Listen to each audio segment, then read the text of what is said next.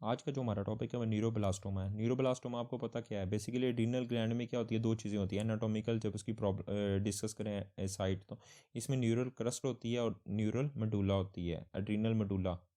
Adrenal medulla basically क्या करता है, अगर एड्रीनल मेडुला में चाइल्ड और अडल्ट की बात करें, अगर एड्रीनल मेडुला में चाइल्ड का ट्यूमर है, अगर एड्रीनल मेडुला में चिल्ड्रन का ट्यूमर है तो क्या उसको बोलेंगे न्यूरोब्लास्टोमा।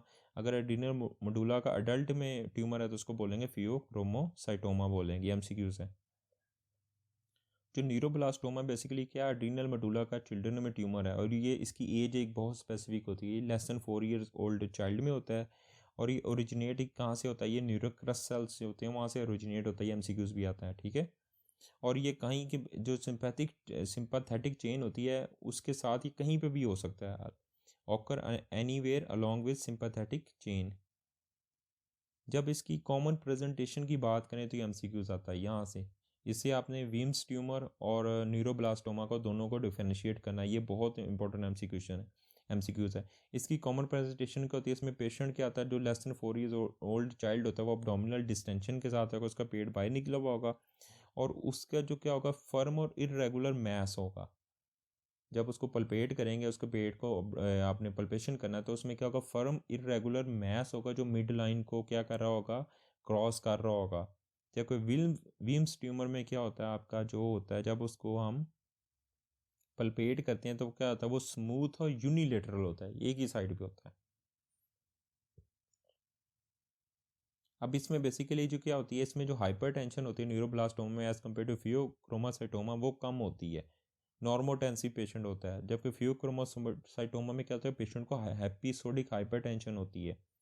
और इसमें ये भी एमसीक्यू आता है, पेशेंट प्रेजेंट इसके साथ क्या कहता है, ऑप्सोक्लोनस और मायोक्लोनस सिंड्रोम के साथ पेशेंट अपने आप को प्रेजेंट करता है, जिसमें डांसिंग आर डांसिस फिट भी जिसे कहते हैं हम।